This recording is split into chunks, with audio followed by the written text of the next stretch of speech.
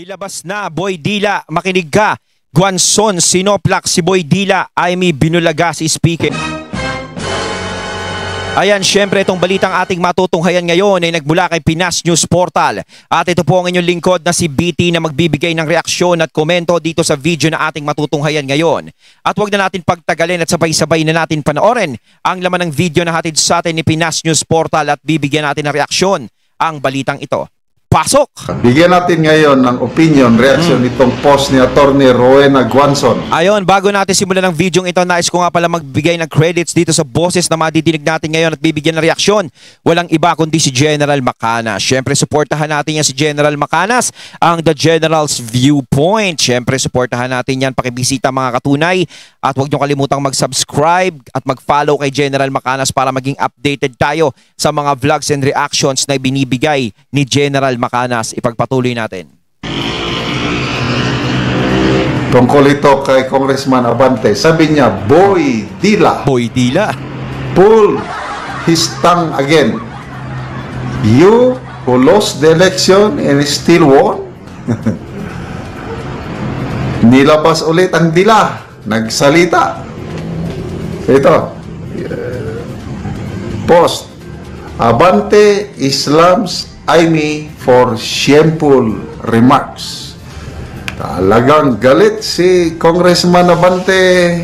Dinipinsahan niya ang kanyang amo, si Speaker Martin Romualdez, sa mga birada ni Senator Aimee noong August 6. Lakas talaga ni Boy Dila. Makiki-Boy Dila na din tayo. Lakas talaga ni Boy Dila, no? Mantakin mo, talo na, no? Nanalo pa. Pero hindi maganda yung pagkakapanalo mo, sir. Nakakalungkot yung pagkakapanalo mo, 'di ba? Mas masarap manalo talaga yung talagang hinalal ka ng mga tao. Yun talaga ang maganda. Kaysa yung nanalo ka dahil nagka-problema lang yung katunggali mo na nanalo. 'Di ba? Ngayon parang syempre balik back to school na naman siya. Nung Pakitang gila si sir, ha? tinawag ni Senator Aimee si basta may pinangalan niyang Dambuhalang Bonjing. Bonjing, oh. Maraming bumatikos kay Senator Aimee. Karamihan mga kongresista, and which is normal. Siyempre, amo nila yung binirahan, talagang kanya-kanyang depensa. Kailan? Kita mo naman yan, syempre, nandiyadyaan talaga yung mga tagasunod niyan. Kaya nakikita naman natin, no, ang daming galit talaga sa mga Duterte at kay VP Sara dyan sa Kamara. At saka talagang sila naman yung nagtutulak talaga ng impeachment kay VP Sara. Syempre, mainit din ang dugo ng mga yan sa Senado. Lalo na kay Senator Aimee dahil talagang si Senator Aimee yung bumibira sa boxing nila dyan. May nabasa akong post ni sino bang nag-post? Kipichu ba? Si ano? Sa 206 na kongresista na bumoto kay Speaker Martin Romualdez, parang 6 o 7 lang ang mga kongresista na dumipensa kay Speaker Martin Romualdez. So ibig bang sabihin tumatahimik na yung iba? Or 7 lang ang nagsalita. Isa na ito si Congressman Abante. Then yung iba pa dinipensa nila. Para naman tong si Abante parang napaka confident na sa sarili niya na kahit bumira siya ng bumira, sa susunod mananalo ko, nagawa ko na Shenawa. Nasaan na yung iba? Tumahimik yung iba. So, sabi sa post, humihina na ba ang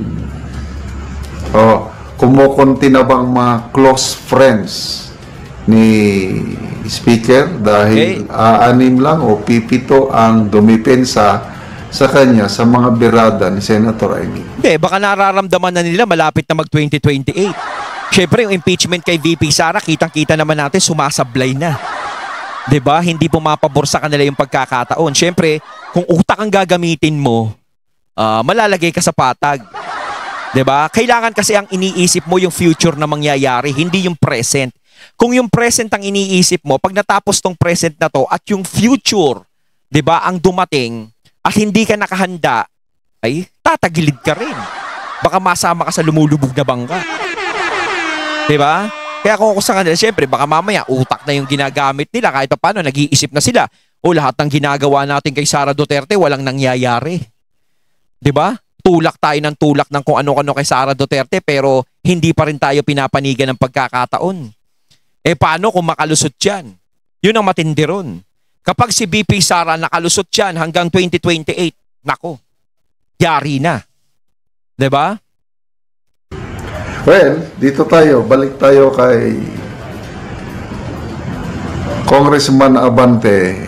Hindi daw karapat-dapat yung ganong pananalita ng isang senadora, ng isang lawmaker. Sandali. Baka nakalimutan na nila nung TRICOM o kaya nung sina Colonel Grijaldo ba yung Quadcom o TRICOM. Di ba, grabe ang kanyang salita laban kina yung mga DDS vlogger, MG Kiambao Reyes, sina Crisette Laurita Chu, na to a point na umiyak pa ang dalawa dahil sa mga salita narinig nila sa mga kongresista. Isa na ito si Congressman Abante, na nung patapos na ang TRICOM hearing, nagpost si MG Kiambao Reyes na humingi pa ng apology. Nung natalo na siya sa eleksyon na, nung hindi pa itong nadeklara ulit, humingi siya ng apology.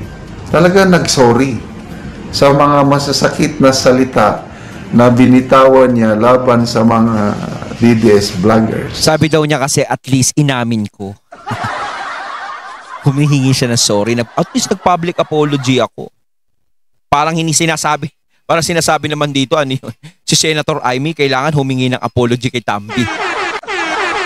Naku cross finger. Parang napakahirap niyan.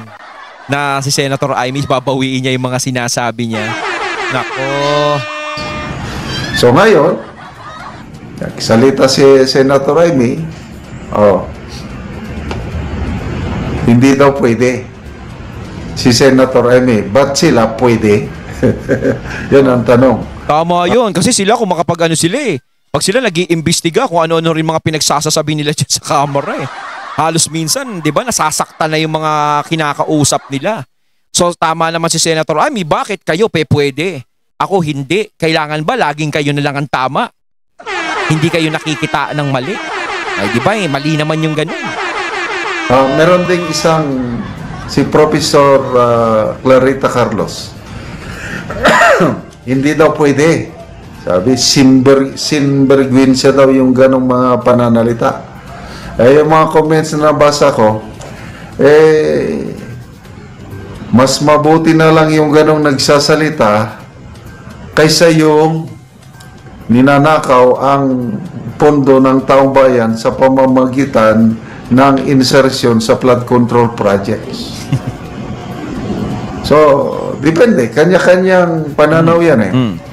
So, kung maraming mga lawmakers na bumabatikos kay Senator Amy, sabi ni Senator Amy is, masama ba ang magsabi ng totoo? Hindi, tsaka pabayaan na lang ni Senator Amy yung mga yan. Hindi naman din siya titigilan ng mga yan eh. Kasi syempre, kung sino yung mga hindi pabor sa kanila, talagang uupakan talaga nila yan. Kailangan pabor. Lalo na kay kay Bossing. Diba? Kasi kapag kinakalaban mo si Bossing, nagagalit sila. Yun, siya naman talaga ang dahilan ng kaguluhan eh. Sinasabi ko lang, totoo. Sabi naman, talagang palaban din si Senator Amy. Hindi, ako napansin ko rin, dati naman talaga, nung nanalo ng 2022 si BBM, tsaka si BP Sara, okay naman eh.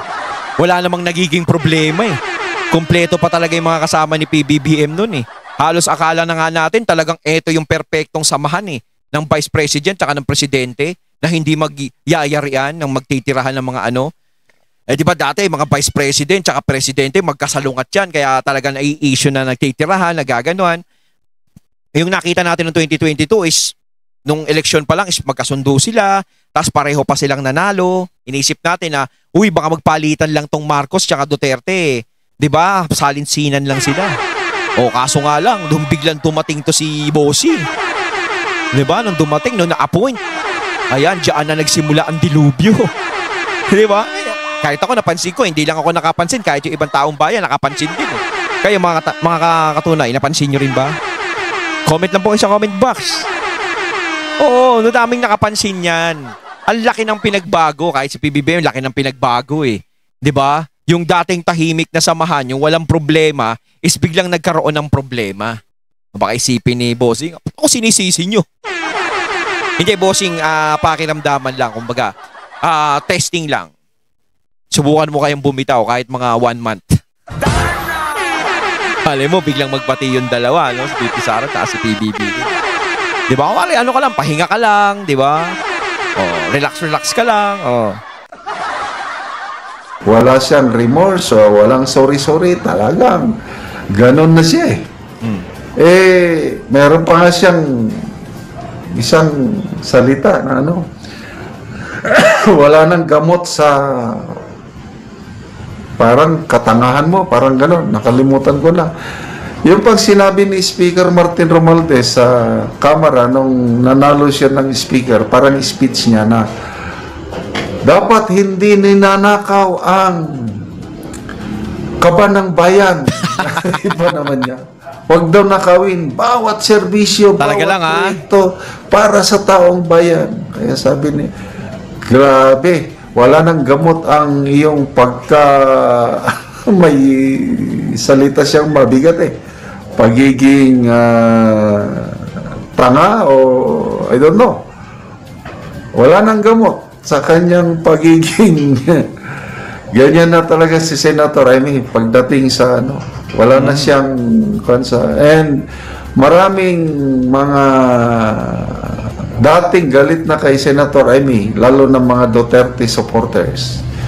Si Sasasot, isa na dyan, sabi niya, love na ulit kita, Senator Amy, dahil sa iyong savage. Savage. Hindi, maganda naman, kahit naman ako, di ba? Parang, hindi naman ganun ka 100% na nagtitiwala kay Senator. Parang ano lang, natutuwa na lang ako kay Senator Amy sa nangyayari. Talagang pilit niyang pinapakita sa lahat na iba ako. Hindi ako katulad ng mga yon. Parang kino-convince niya yung mga tao na malayo siya. Yung ugali niya sa kung anumang ugali yung nakikilala natin dun sa mga ano niya. 'Di ba? Mas pinagsisikapan niya. Ngayon, para sa akin, bilang respeto na lang syempre kay Senator Amy at bilang pagpapahalaga sa ginagawa niya is pinapahalagahan natin yan. Diba? Pero syempre, hindi pa rin tayo komportable kahit papaano. Syempre, huwag tayo magpapakomportable. Pero, nagbibigay ako sa kanya ng respect doon sa ginagawa niya. Diba? Pero, malalaman talaga natin lahat yan eh. Habang dumarating yung araw, buwan, panahon, malalaman natin. Pero kapag si Senator Amy is talagang hindi nagbago, no, hanggang 2028, ganyan pa rin siya. No, patuloy pa rin hanggang kahit 2028 o pagkatapos 2028, yun na talagang solid talaga siya. Talagang naiiba talaga ang ugali niya. Ay, parang masama ang lingwahe. Kailan? Ganahan si Sasasot at iba pang mga pinapalakpakan si Senator Amy, yung ganong garapalang salita niya laban sa kanyang pinsan. Wasak si Bossing. Kanyang pinsan lang naman ang ginagano niya. All others, wala naman. Sa naobserbahan ko si Senator Amy, kahit dapat magalit na, kailang nakangiti pa rin. Yung hearing ng Foreign Relations Committee hearing tungkol sa pagkidnap kay Tatay Digong, ano siya? Hindi siya nagagalit masyado sa Kung ako yun, magalit na ko. But si Senator Amy, kalmado lang. Kalmado, nagpapaliwanag. Dito lang sa kanyang pinsan. Talagang hindi mo papagyan. Although nakatawa pa rin. Kailang nandun yung pagiging sarcasm. Sarcasm. Ganyan talaga ang style ni Senator Amy. To me, kahit bulgar. Mas nakakainis pa nga yung ginagawa ni Senator Amy dahil kahit habang sinasabage niya, relax na relax pa rin siya. Hindi siya nagpapakita ng galit yung gigil.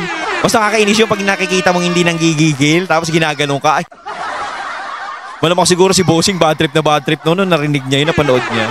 Yung language niya doon is deserve. Kasi depende yan eh. Pag hindi madala sa santong dasalan, daanin mo sa santong paspasan, something like that. Magbasa tayo sa mga comments. Eduardo, Lady May Cruz, asar talo ang pastor ng mga blank. Crocs, sabi niya. Nelson Jerez Kawili. Ba't ayaw niya na lang maging seryoso sa pagiging pastor, no? Ano kaya ang tingin ng mga miyembro ng simbahan na pinapastora ng taong ito? Nire-respeto pa ba siya? Parang gano'n. Ewan ko sa kanya. Nire-respeto pa ba kaya? Ayun, at ating natunghayan ng video na nagmula kay Pinas News Portal at syempre natunghayan natin ang boses na yun na binigyan natin ng reaksyon na nagmula kay General Macanas. Kaya mga katunay, anong masasabi nyo tungkol dito? Comment lang po kayo sa comment box. So once again, I'm BT and I'm out. Peace.